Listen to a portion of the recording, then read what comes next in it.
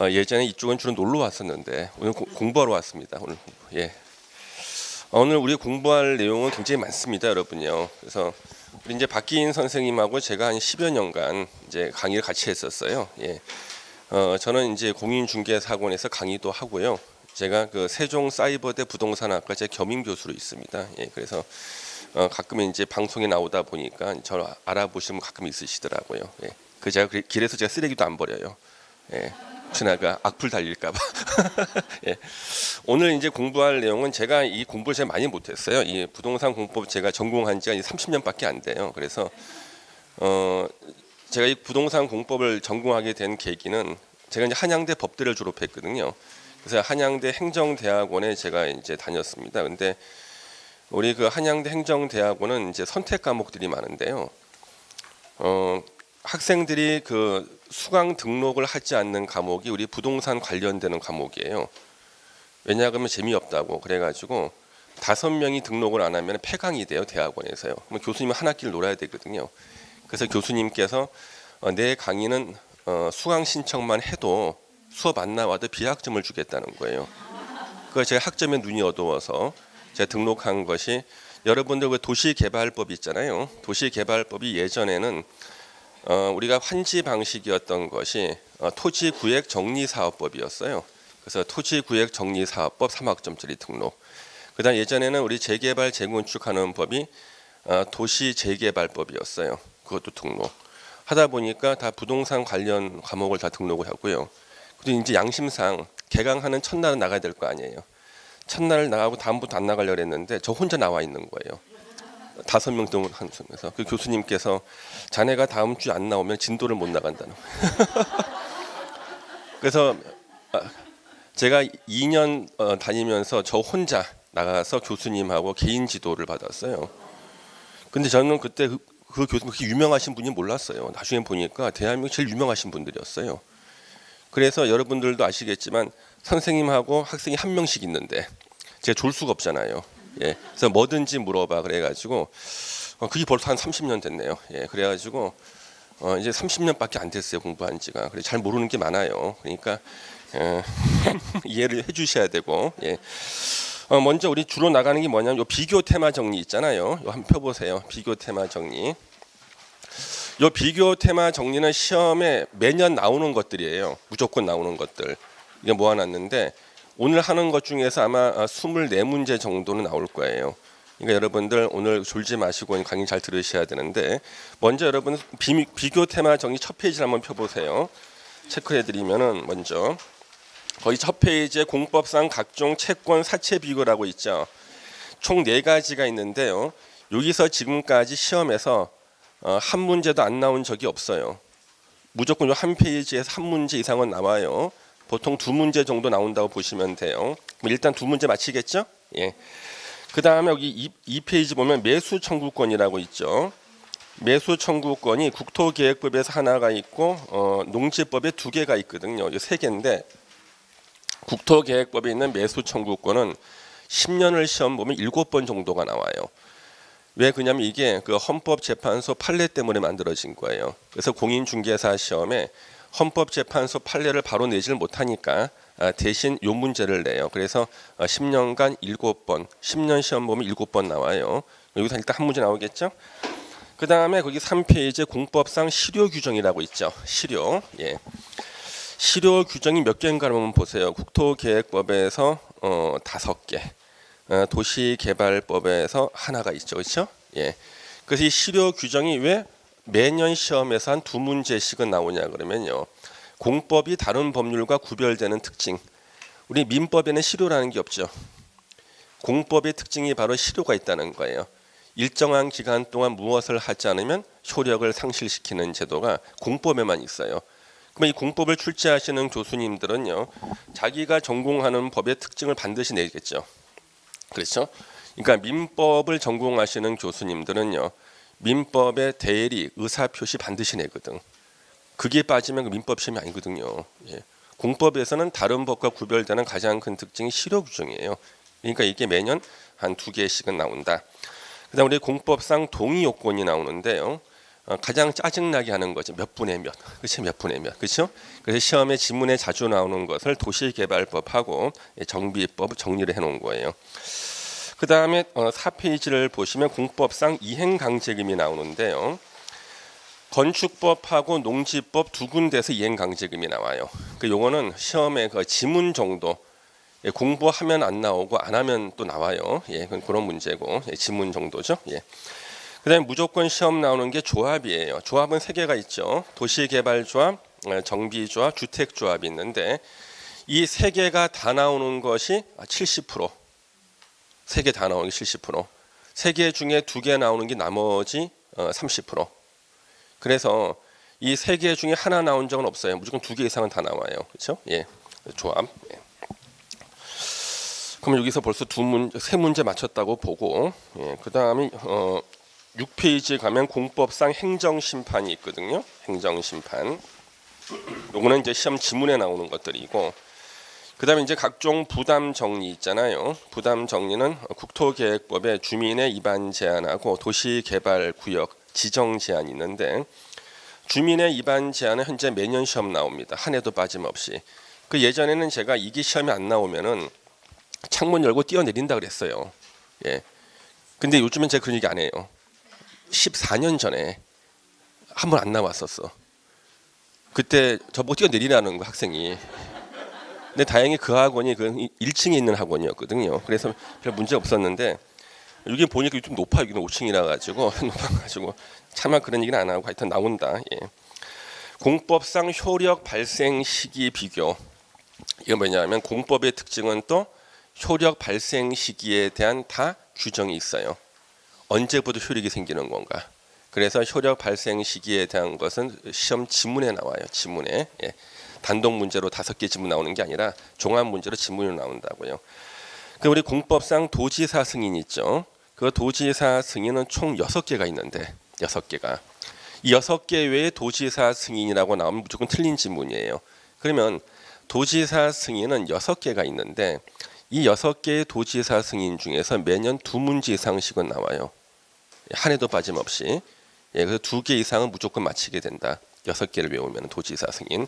그리고 6개를 외우는 이유가 6개 외에 도지사 승인하면 다 틀린 지문이에요. 얼마든지 틀린 지문을 만들어내거든요. 그럼 왜 도지사 승인을 어떻게 시험에 많이 내느냐 그러면요. 예전에는요. 도지사의 권한이 굉장히 막강했어요. 그래서 예전에는 도지사가 갖고 있던 부동산 인허가권이 거의 다였는데요. 인구 50만 이상의 시, 대도시 시장한테 15년간 차례들어요. 부동산 관련 법률이 118개예요. 부동산 공법이 118개라 원래. 이 118개 부동산 공법 중에서 원래는 도지사 권한이었던 것을 인구 50만 이상의 대도시장한테 다 이양을 했어요. 95% 이상을. 그러면 현재 도지사가 갖고 있는 가장 중요한 권한이 뭐냐면 도지사 승인. 이것만 남은 거예요. 이것만 거의. 그래서 도지사 승인을 갖다가 시험에 계속 내는 이유가 6개 중에 2개는 무조건 시험 나와요. 많이 나올 때 4개 나온 적도 있고 외워야 돼 이거는요. 어차피 다 외워집니다. 자 그러면은 이 도지사 승인과 관련해 가지고요. 예전에 우리 남양주시가 인구 50만 돌파할 때였습니다. 별내, 진접, 진건, 오남, 와부, 퇴계 이렇게 개발되는 바람에 그래서 50만 번째 주민등록 이전하신 분이 아저씨였어요. 10여 년 전에 아저씨. 그 아저씨한테 남양주시장이 감사패 전달식을 했습니다. 울면서. 그날이 이제 남양주시의 그 인디펜던스 데이라 그래가지고 독립기념일이야 그날이요, 그렇죠? 그래 그 다음부터는 남양주시장이요 경기도지사 전화 안 받습니다. 아쉬울 게 하나도 없거든요. 그런데 아쉬운 게 바로 이거야.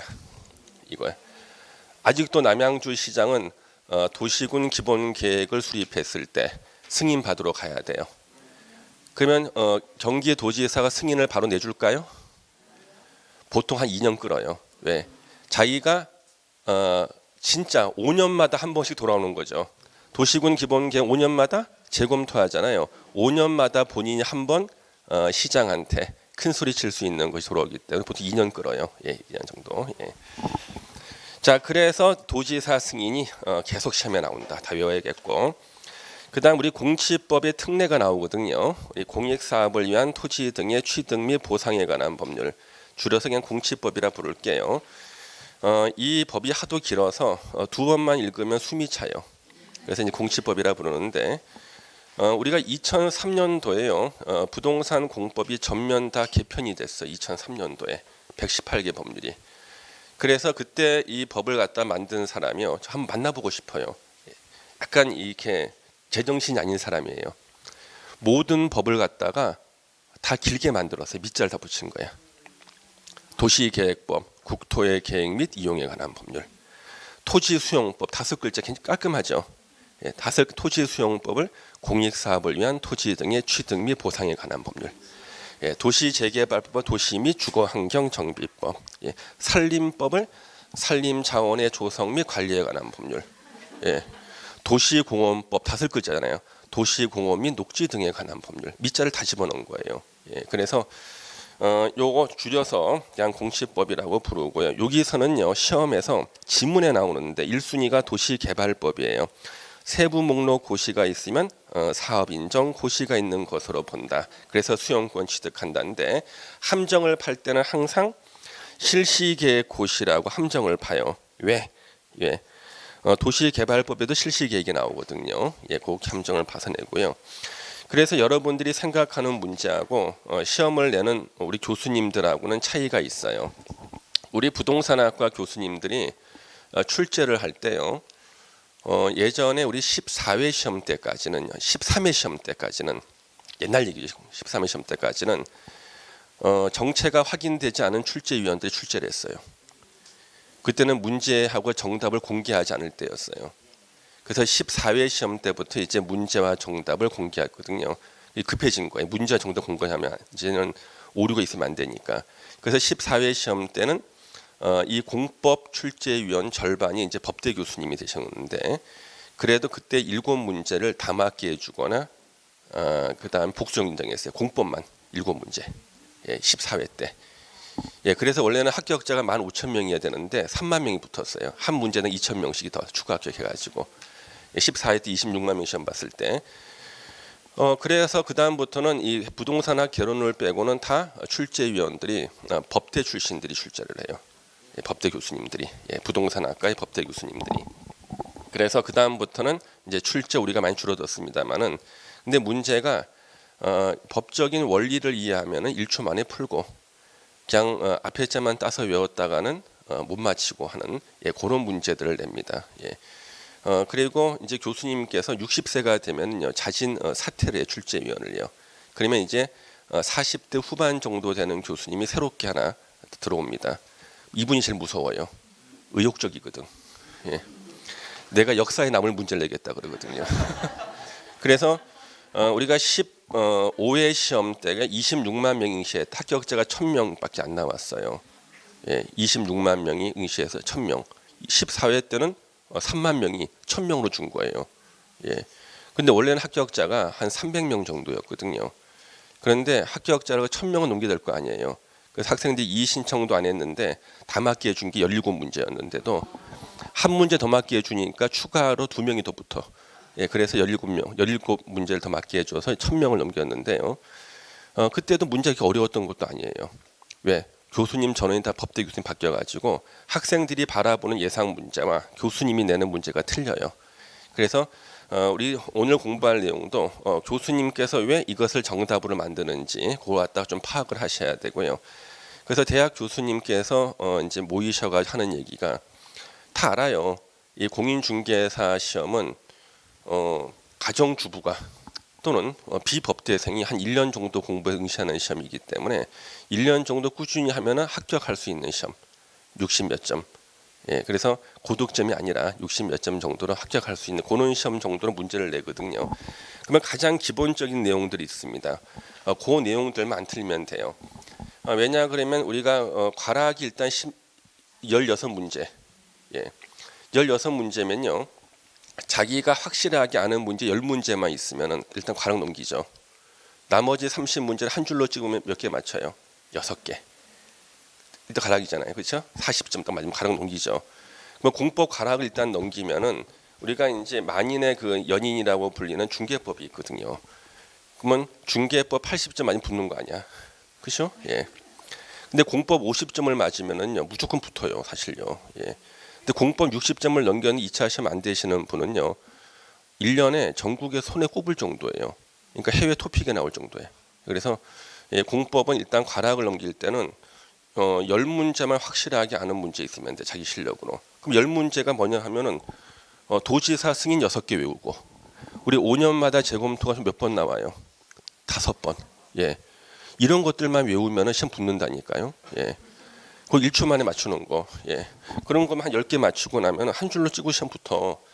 근데 공법은 이상하게 60점 못 맞기도 힘든데 억지로 60점 못 맞는 분들이 있어가지고. 그래서 우리 공청회 같은 경우도요. 지금 5개가 있거든요. 공청회 5개가 있는데 이 공청회 5개가 무조건 5개 중에 하나는 시험 지문에 나옵니다. 그러면 이 공청회 5개 외에 다른 데서 공청회는 무조건 틀린 거예요. 예. 단계별 집행 계획을 수립할 때 공청회 개최한다. 틀린 거죠, 그렇죠? 그 다음에 이게 9페이지에 부동산 공법에서의 권한자 정리가 있죠. 가장 짜증나. 국토부 장관, 시도지사, 시장, 군수, 구청장, 시장 또는 군수 등등 해가지고 농지법 가면 읍장, 면장까지 나오잖아요. 이거는 제가 이제 대학원 다닐 때 부동산 공법을 공부하는데 너무 짜증나는 거예요. 그때는 건설교통부 장관이었거든요. 뻑하면 건설교통부 장관, 시도지사 짜증나는 거여서 밤에 꿈을 꾸는데 악몽을 꾸는 거예요. 악몽을. 앞에 거기 건설교통부 장관이 앞에 앉아 있고 그 뒤에 시도지사 있고 시군구청장하고 이제 기념 촬영하는 꿈을 꾸는 건데 구석에 2명이 쪼그리고 앉아 있더라고요. 자세히 보니까 읍장 면장인가. 그래서 오죽하면은 악몽을 꾸는 거예요. 악몽을. 예. 하도 시달려가지고. 근데 이거 이제 대학원 졸업할 때쯤 되니까 이걸 외울 필요가 없더라니까요. 나름대로 다 원리가 있어요. 예, 권한자를 배분할 때 원리. 그래서 우리 권한자가요. 우리가 그 40문제가 오지선당이니까 지문이 200개잖아요. 200개 지문 중에서 한 50개 지문은 주어가 나온다고. 그 주어로 나오는 것을 앞뒤 한 장으로 이렇게 묶었죠. 거기 보면 이제 오른쪽 출제 포인트 앞에 무슨 표시가 돼 있죠. 이거 아니면 터진다는 뜻이에요. 그래서 이렇게 그 앞뒤로 한 장 외우시고 그 다음에 이제 11페이지 보면은 광역 도시계획, 도시군 기본계획, 도시군 관리계획 비교해 놓은 거 있잖아요. 항상 우리 부동산 공법을 공부하는 수험생들의 특징은 어디서 보긴 봤는데 어디서 봤는지 소속을 까먹는 거야. 여기서 봤던 이쪽 라인에서 봤던가 이쪽 라인에서 봤던가 그렇죠? 그래서 항상 옆에 라인 것을 틀린 지문을 내거든요. 그래서 이렇게 비교해서 보셔야 돼요. 예. 어디서 보긴 봤는데 길에 지나간 누가 아는 척을 해. 이 사람이 내가 먼저 보기는 봤는데 어디 가는지 모르는 거예요. 예. 저도 가끔 지나가다 보면은요, 저를 이제 아는 분들이 있어요. 반갑다는 거예요. 내한테 배우신 분인가 보다. 그리고 난 다음에 학원은 잘 돌아가니? 잘 돌아간다 그래서 이거 이해를 하는데 저보고 공부가 잘 되냐요. 난 물론 공부하긴 하는데 이분은 학원에서 저를 만난 것까지는 기억하는데 제가 학생인 줄 알았던 거예요. 이 정도 기억력이면 거의 시험 보기 힘들죠. 선생하고 학생을 구분 못하는 거예요. 예. 예, 그래서 이 세 개의 계획은요 라인이 어느 쪽 라인인가를 보셔야 돼요. 그 다음에 이제 지구 단위 계획이 있죠. 예, 지구 단위 계획 무조건 한 문제가 시험에 나옵니다. 지구 단위 계획. 예. 여기 또 출제되는 포인트는 다 정해져 있으니까 좀 이따 확인해 보실 거고요. 그 다음에 이제 실시계획 2개, 국토계획법하고 도시개발법의 실시계획을 비교해 놓고요. 그 다음에 매년 시험 나오는 게 개발계획이에요. 도시개발법의 개발계획. 예. 그래서 우리가 도시개발법 문제가 제일 어렵게 나와요. 도시개발법이 6문제가 나올 때 2문제는 학생들이 못 맞히는 도시개발법 시행규칙에서 나오거든. 시행규칙. 왜 그러냐 그러면 우리 부동산학과 교수님들이 가장 잘하는 법이 도시개발법이에요. 제일 잘해요. 목숨을 걸어 도시개발법에. 그 이유가 우리 교수님들 월급은 다 사모님 계좌로 돼 있거든요. 그러면 교수님들 비자금 필요하잖아요. 용돈. 전국의 수많은 도시개발 사업할 때요. 용역을 받아요. 교수님들이요. 다 용역이 다 도시개발법 용역인 거예요. 그래서 도시개발법은 시행 규칙까지 본인 다 외우고 있어요. 왜? 이거 가지고 1년 용돈을 써야 되거든. 예. 그래가지고 도시개발법을 시행 규칙까지 알기 때문에 난이도를 조절할 때 가장 좋은 게 도시개발법 시행 규칙을 내는 거고요. 거기 나온다고 해가지고 여러분이 공부할 수는 없어요. 너무 어렵기 때문에. 그렇지만 몇 개를 갖다 하나 외워놔야 돼. 지금 하나 메모를 하시면은요. 도시개발법을 딱 문제를 받았는데 도면, 축척, 서류 요 단어 3개가 나오면은요. 이거 일단 도시개발법 시행 규칙에 대한 지문이라고 생각해야 돼. 도면, 축척 몇 분이면 나오죠? 축척. 그 다음에 뭐야? 서류. 요 3개는 해방 이후로 지금까지 다 옳은 지문이었어. 지문이. 그래서 지금까지 도시개발법 시험 문제에서 도면, 축척, 서류가 지문에 나왔을 때는요. 그거는 일단 그것은 옳은 지문이었다고요. 물론 올해부터 틀리게 낼 수도 있겠지. 그렇지만 지금까지는 다 옳은 지문이었다고요. 그러면 일단 한 문제를 맞춰. 예. 그러니까 우리가 실력으로만 승부 보는 게 어차피 우리 실력이 안 되잖아요. 그러니까 눈치도 있어야 되고, 그렇죠? 찍기도 해야 되고 그렇습니다. 그다음 우리 15페이지를 보시면은 환지 계획과 관리 처분 계획 비교라고 나오죠. 낡은 땅을 새 땅으로 바꿔주는 게 환지 계획이고요. 낡은 땅 위에 낡은 건물을 새 땅 위에 새 건물로 바꿔주는 게 관리 처분 계획이에요. 땅만 바꿔주면 환지 계획, 건물까지 지어서 바꿔주면 관리 처분 계획. 그렇죠? 그다음 거기 처분자가 붙죠? 자, 처분자가 붙는 거는 다 소송의 대상이 돼. 행정심판, 행정소송의 대상이 돼요. 그러면 관리처분 계획에 대해서 소송을 제기할 수 있다. 예, 대법원 판례고 시험에 한번 나왔었어요. 예. 이 두 개를 비교해서 보시면 여기서 무조건 2문제 나오겠죠. 예. 그 다음에 뒤에 이제 정비 기본 계획과 정비 계획에서 무조건 시험 1문제 나오고, 예. 정비 기본 계획과 정비 계획 무조건 시험 1문제 나오고, 그 다음에 여기 개발행위 허가제 있잖아요. 개발행위 허가제는 국토계획법하고 도시개발법, 정비법 3군데서 나오잖아요. 개발행위 허가제는 무조건 2문제 이상이 시험에 나오는데 이게 왜 이렇게 시험에 많이 나오냐 그러면요. 우리나라 부동산 공법에서요. 용어를 정의한 것이 없는 게 유일하게 개발행위 허가제예요. 개발행위 허가가 무슨 뜻인지가 나와? 법에 안 나와요. 이것만 법에 정의가 없어요. 다른 건 다 정의 다 있죠. 자, 지구 단위 계획, 도시군 계획 수립 대상 지역 일부에 대해서 토지용 합리화, 기능 증진, 미관 개선, 양호한 환경. 자, 이게 다 나오잖아요. 근데 개발행위 허가제만큼은 의의가 법에 없어요. 그리고 바로 제도를 적용해서 뜻도 없이 쓰는 거예요. 예, 그래서 이게 시험 많이 나오는데 시험에 나오는 파트는 딱 정해져 있습니다. 그래서 교수님들께서 자기네들이 원하는 것을 물어보는 것이지 수험생들이 하는 게 중요한 게 아니고요. 예. 그 다음에 여러분들 거기 쭉 넘겨서 제가 다 정리를 해놨어요. 그래서 제가 이거 정리해놓고 난 다음에 하늘을 보고자 한마디 했습니다. 진정 이걸 내가 정리했단 말인가. 너무 마음에 들어서 예, 예, 예. 속으로 비웃으시겠다. 예. 그다음 이제 공법상 기준 면적 비교가 3개가 나오는데 이 3개 중에 하나도 안 나온 적이 있는 거 없어. 그래서 우리 공법에서는 면적이 3개가 나오는데요. 예, 3개가 나오는 이 3개를 갖다 헷갈리라고 이제 비교해서 낸다고요. 근데 여기서 여러분들은 하나 더 해야 되는 게 토지 거래 허가제 있죠. 그 허가 기준 면적 있잖아요. 그거하고 또 헷갈리게 만들어. 예, 그건 조심하셔야 돼요. 그래서 이건 외우시면 또 한 문제 맞히고. 그 우리 건폐율, 용적률 이거는 이제 보통 봄에는 다 외웠다가 이제 이맘때쯤 되면 어려운 거 공부하다가 이제 기초가 흔들리거든. 예, 그래서 건폐율, 용적 다시 한번 외우시고 용도 지역 내 행위 제한, 건축 제한이 있고 그 다음에 용도 구역 있지 않습니까? 예, 이런 것들 제가 더 포인트를 집어드릴 거예요. 그래서 이렇게 하고 그 다음에 이제 중간 중간에 여기 나오는 문제는 해설지 다 있죠. 예, 이거 예상 문제 120문제 여기 나오는 거 좀 다 외우셔야 돼. 여러 번 풀어가지고. 그래서 우리 부동산 공법은 어떻게 출제를 하냐 그러면요. 15회 재시험을 봤어요. 합격자 1000명이라 가지고 다시 시험 봤다니 역사상 최초로. 예. 그래서 그때 다시 재시험을 본 이유가 그때 우리 공인중개사 학원에 부동산학 개론 선생님이 한 분이 갑자기 국회의원 당선돼 버렸어요. 예. 열린 우리당인가 거기에서 국회의원 나와가지고 당선되시는 바람에 그분이 부동산 학 개론을 강의했기 때문에 국토교통위로 이제 배정이 된 거예요. 위원회가.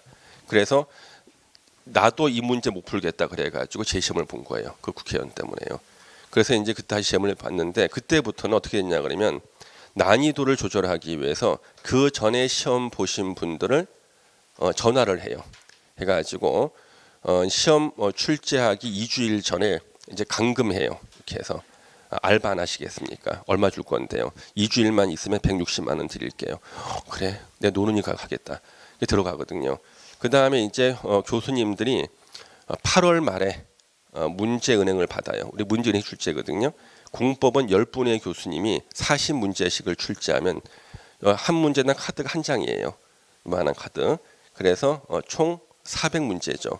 이것을 교과수 수는 다시 배열을 하고 이 400문제를 선정위원 5분이 이제 이것을 선정을 해가지고 작년 합격생들한테 있자 풀어보라는 거예요. 그 난이도를 맞추는 거예요. 풀어보라고 그래서 그다음 문제 수정하고 오류 있으면 보고 그리고 난 다음에 예전에는 문제지 인쇄를 교도소에서 했어요. 재소자들이 외부로 유출이 안 된다 그래가지고 예. 그렇게 해서 이제 시험을 봤는데 이상하게 그렇게 해서 시험 봤는데 16회 시험이 너무 쉬웠던 거예요. 17회, 19, 18회 왜? 1년 공부하고 나서 1년 지난 사람들이잖아요. 그분들 기준 난이도를 맞추니까 문제 쉽잖아. 다 까먹었을 거 아니에요. 예. 그리고 또 일부 문제가 생겼습니다. 아저씨들이 2주간 감금돼 있으니까 지루하잖아요. 술 사달라. 아니 문제 안 풀겠다 그러고 그다음에 기계를 달라는 분도 있어요. 그러니까 치는 거죠. 기계를 달라는 분도 계시고 그래 그 다음부터는 이제 남성은 안 뽑고 여성 합격생들만 뽑았어요.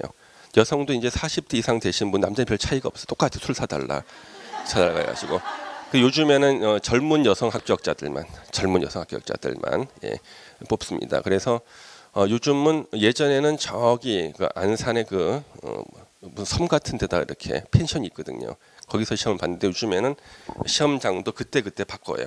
예, 출제하는 것도요. 하도 보안 유지를 하기 때문에. 그래서 요즘에도 역시 10분이 출제를 하고 5분이 선정합니다.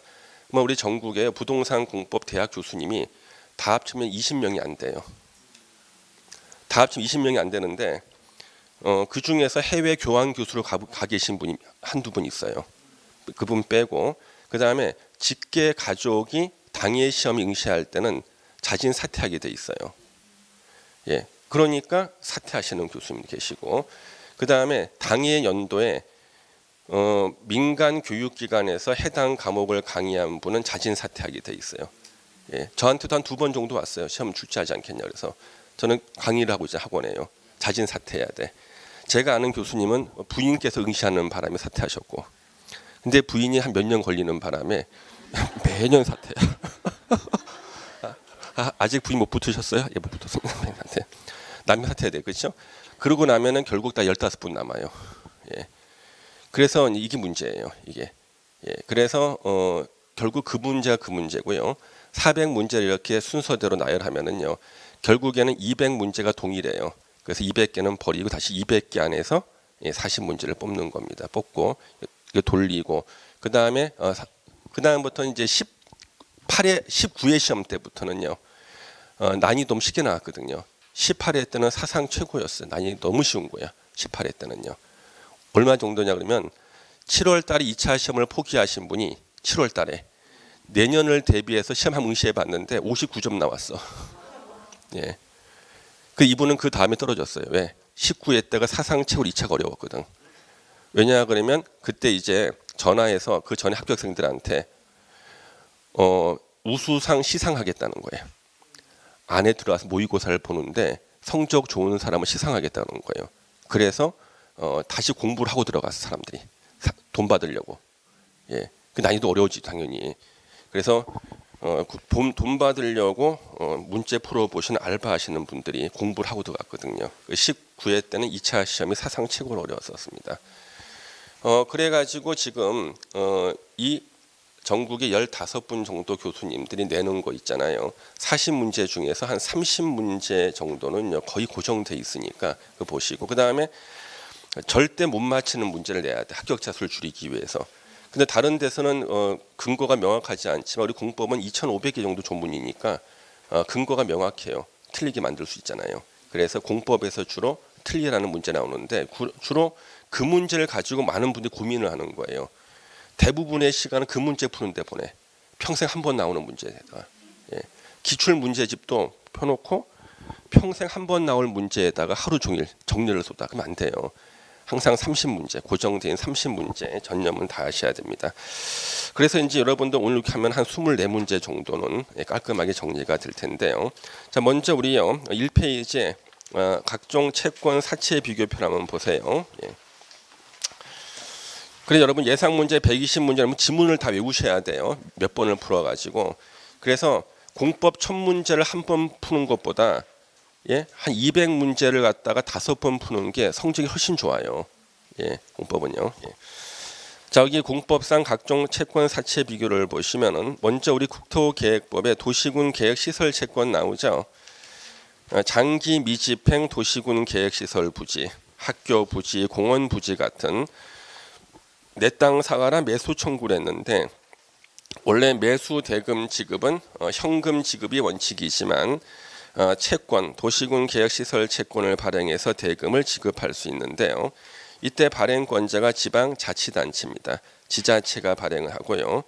거기서 이제 발행 절차에서 전제 조건을 보시면 매수 의무자가 지방자치단체인 경우 이게 중요해요. 만약에 매수 의무자가 LH공사였다 그러면 현금으로만 대금을 지급해야 되고 채권으로 대금을 지급할 수가 없어요. 그래서 매수 의무자가 지방자치단체인 경우가 전제가 되고요. 1번 토지 소유자가 원하는 경우. 그러면 여러분들은 현금 대신에 채권을 원하십니까? 그럼 우리 이런 사람은 뭐라 불러요? 피성년 후견인? 예? 금치산자? 예. 토지 소유자가 원하는 경우 저 현찰 가져간 저 현찰 싫어요. 채권으로 주세요. 그러면 혹시 바보 아닌가 싶지만 일단 채권으로 줄 수 있다. 또는이죠. 1번 또는 2번 부재 부동산 소유자의 토지 그 토지가 있는 곳에 살지 않는 사람을 부재 부동산 소유자라 그러죠. 비업무용 토지로서 매수 대금이 3천만 원 초과할 때 그 초과분에 대해서 그러면 3천만 원까지는 현찰로 대금을 지급하고 초과분에 대해서는 채권으로 대금을 지급할 수 있는데요. 기출 문제에서는요. 계속 2천만 원으로 나와요. 이 교수님이 낸 모든 문제는 다 2천만 원이었어요. 틀린 지문으로. 한 교수님께서 왜냐 그러면 현재 우리 국토계획법은요. 시험 과목이 국가시험 2군데예요. 감정평가사 시험이 있거든요. 감정평가사 시험에서 국토계획법 문제가 한 15개 정도 나올 거예요. 그러면 거기서 나오는 문제하고 우리 공인중개사 시험 문제하고요. 매년 2문제 정도가 중복이 돼요. 같은 분이 출제하시거든요. 근데 이 교수님께서는 감정평가사 시험에서도 한 틀린 지문이 2천만 원, 중개사도 계속 2천만 원, 2천만 원. 그래서 뭔가 2천만 원에 뭐 맺힌 게 있나 싶은데 하여튼 계속 2천만 원을 내고 있습니다. 그다음 상환 기간 도시군 계획시설 채권의 상환 기간은 10년 이내로 하고 구체적인 상환 기간은 조례로 정한다. 이율 1년 만기 정기M 금리 평균 이상 역시 이율은 조례로 정한다. 왜 지방마다 물가가 다르죠? 그래서 조례로 정하고 발행 절차는 지방재정법을 따릅니다. 그럼 우리 도시개발법에 보시면은 이제 토지 상환 채권하고 도시개발 채권 2개가 있잖아요. 그러면은 토지 상환 채권의 상환자하고 이게 주택 상환 사채라고 있죠? 주택법에 이 상환자가 들어가면 김영증권이에요. 항상 상환받을 권리자 이름이 딱 정해져 있기 때문에 상환자가 들어가면은 김영증권으로 합니다. 그러면 토지 상환 채권은 수용 방식에서 나와요. 원래 수용 방식을 현금으로 지급하는 게 원칙인데 물어보는 거예요. 수용 당하는 사람한테 너 지금 수용 보상금 현금으로 받을래? 아니면은 도시개발 사업 끝나고 나서 새롭게 조성되는 토지나 건축물로 받을래? 이 사람이 이제 복잡해져요. 이제 계산기를 두들겨야 돼. 지금 수용 보상금 현찰로 1억 받을까? 도시개발 사업 끝나고 나서 1억짜리 아파트를 하나 받을까? 그래서 이제 자산의 현재 가치 막 계산하고 막 그러는데 그래서 보니까 이 신도시가 인기가 있어요. 아파트 값이 많이 올 것 같아.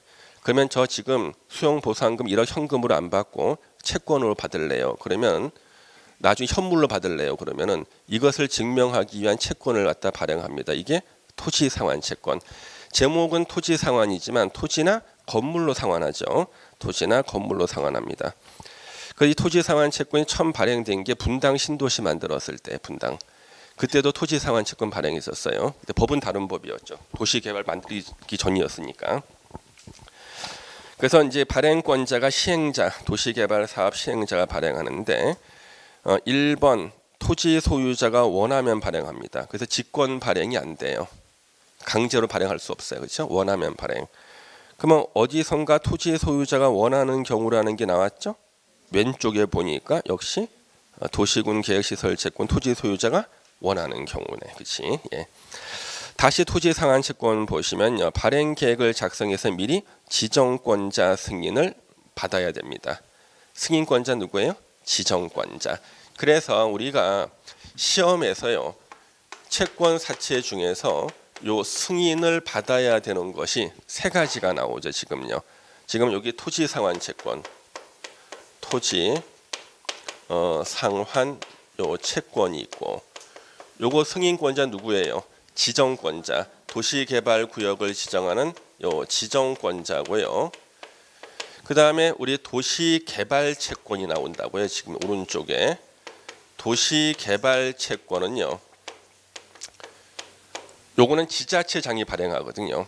그러면 요 도시개발채권 사무는요. 국가사무가 아니야. 지자체 사무예요. 그러면 지자체 사무에 대한 최종적인 감독권자가 행정안전부 장관입니다. 그래서 도시개발채권의 발행 사무는 지자체 고유 사무예요. 지자체 사무에 대한 최종적인 감독권자 행정안전부 장관. 그다음 우리 주택법에서요. 주택 상환 사채 있죠. 주택 상환 요 사채. 요거는 발행할 때 승인권자가 국토부 장관이에요. 그러면 여러분들 이렇게 봤었을 때 요 승인권자 있잖아요. 요 세 개를 바꾸고 싶어지죠. 그렇죠? 예, 요 세 개 승인권자 세 개를 비교를 하셔야 돼요. 그러면 지금 거기서 토지 상환 채권은 지정권자 승인을 받아야 되고, 자 공고해야 되고, 자 민간 시행자일 때는 파산의 우려가 있죠. 민간 시행자. 민간 시행자는요 토지 소유자, 조합, 그렇죠? 이 등등등등이 이제 민간 시행자죠. 파산의 우려가 있으니까 금융기관에 지급 보증을 받아야 발행할 수 있고, 상환자가 나오니까 김영식 증권 또는 김영증권이죠. 밑에 이율, 자 이율 밑줄 한번 쳐보세요. 발행자가 정한다. 이게 시험 문제예요. 그럼 교수님들이 왜 발행자가 정한다는 것을 정답으로 예전에 기출문제 냈냐 그러면요. 자 토지 상환 채권은 시행자가 발행하죠. 그러면 그 발행하는 사람 그 시행자가 채권자예요, 채무자예요? 채무자죠. 채무자잖아요. 우리 돈 빌려줄 때 이자는 채무자가 정해, 채권자가 정해요? 채권자가 정하지. 근데 이거는 이자를 갖다가 채무자가 정하는 거잖아요. 그렇지 않습니까? 특이하잖아. 그래서 시험에 내는 거예요. 세상에 지가 채무자면서, 발행자 지가 채무자면서 지가 이율을 정해. 그래서 시험을 내는 거예요. 예. 우리가 민법과 공법의 차이가 있는 것들이 있잖아요. 우리 법의 기본은 민법이잖아요. 민법과 공법의 결정적인 차이가 있는 것은 다 시험에 내고 있거든요. 그 다음에 적용되는 법규는 대통령령, 그렇죠? 도시개발법 시행령. 그 다음에 발행 규모 보세요. 분양 토지나 분양 건축물의 2분의 1을 초과할 수 없다. 그 도시개발 사업으로 100만 평의 토지를 조성했는데 극단적으로 90만 평을 토지 상환 채권 발행했다 그러면은 도시개발 사업 끝나기도 전에 이미 90만 평은 주인이 정해져 있네. 그럼 남는 10만 평 가지고 도로, 공원, 학교 어떻게 만들어? 그렇죠? 그래서 2분의 1을 초과할 수 없다는 게 계속 시험에 나오고요. 그다음 양도 가능하다. 양도성이 있다 그래요. 그다음 하나 써 놓으시면 질권의 목적이 됩니다. 질권의 목적. 우리 민법의 질권은요. 우리 동산하고 권리가 질권의 목적이 돼요. 그래서 우리가 권리를 질권의 목적한다는 것은 원래 우리 질권을 갖다가 영업으로 하는 게 전당포잖아요. 그렇죠? 물건을 맡겨 돈을 빌리는 거잖아요. 근데 채권을 맡기고 돈을 빌리는 것을 권리질권이라 그러는데 토지 상환 채권을 맡기고 돈을 빌릴 수가 있어요. 그래서 토지 상환 채권은 질권의 목적이 되고 그러면 채권을 맡기고 돈을 빌릴 수 있는 것은 채권이 양도 가능성이 있어야 돼.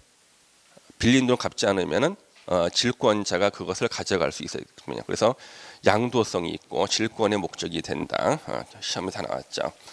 자, 우리 도시개발 채권을 보시면은요.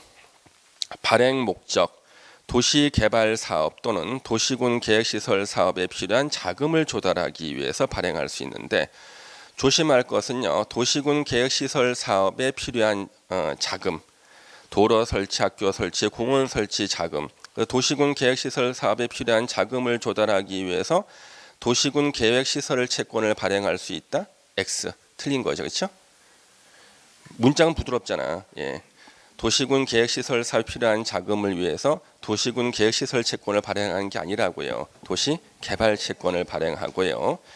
발행권자는 도시개발법에 지자체장으로 돼 있어요. 근데 시행령에는 그 지자체장 중에 특히 시도지사로 돼 있거든요. 그 시험에 정답을 갖다가 지자체장으로 냈던 게 한 2문제. 나머지는 다 시도지사가 시험 지문에 나왔고. 그럼 여기서는 발행권자 옆에다 거기다가 이제 시도지사 옆에다가 시행자라고 해놓고 X라고 치셔야 돼. 도시개발 채권은 절대 시행자가 발행하는 게 아니에요. 어디선가 시행자가 발행했는데 그러면 토지상환 채권, 도시개발 채권은 항상 시행자가 발행한다고 해서 매일 틀리게 나왔다고요. 예, 시행자 발행이 아니에요. 왜? 도시개발 채권의 발행 사무는 지자체 사무다. 지자체 사무니까 지자체장이 발행하고 승인권자는 지자체 사무의 최종적인 감독권자 행정안전부 장관이 승인하고요.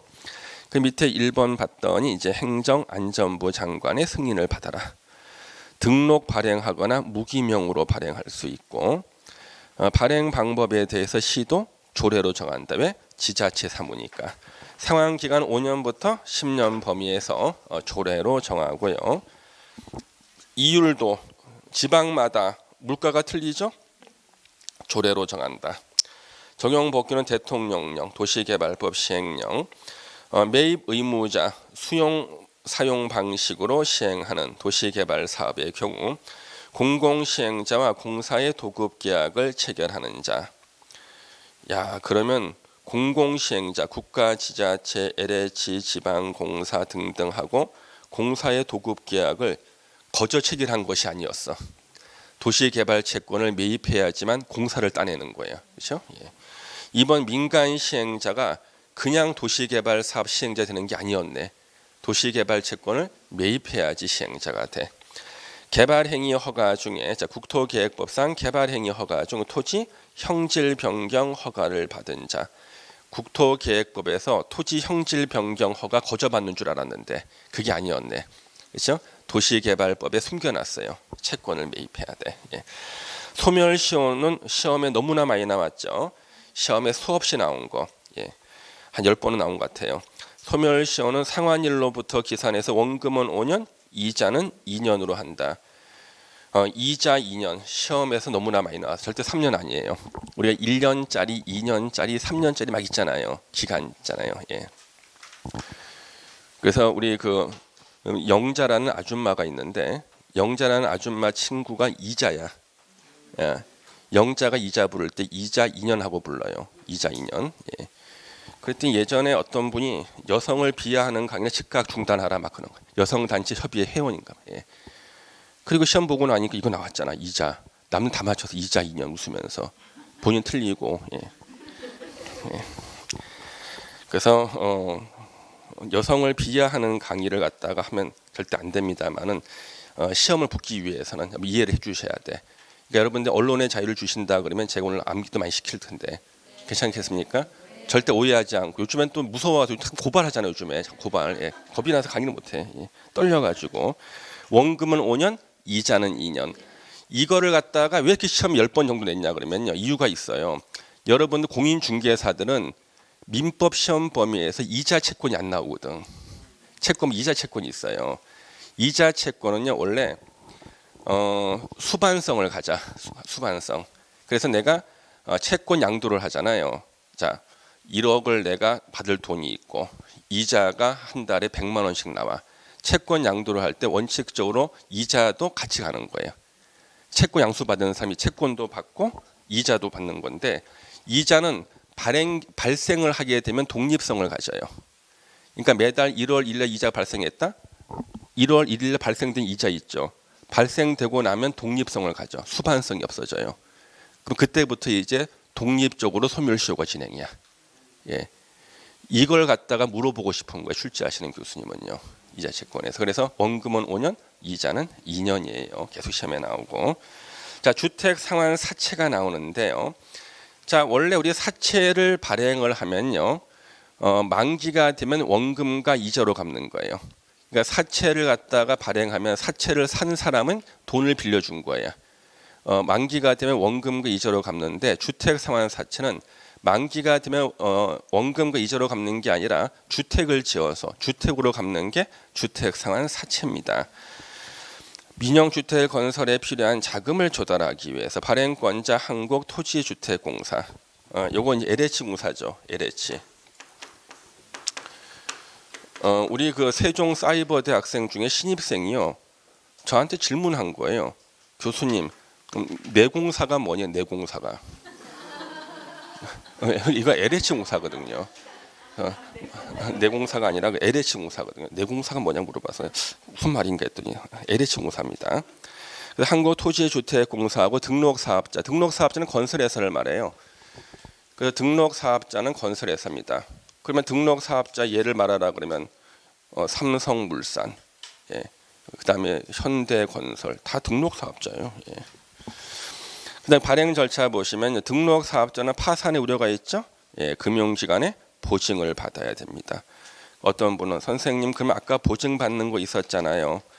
토지 상환 채권 민간 시행자가 발행할 때 지급 보증. 여기는 지급자를 빼고 왜 보증이냐는 거야. 지급 보증과 보증 차이. 법을 만든 실무 책임자의 차이야. 예.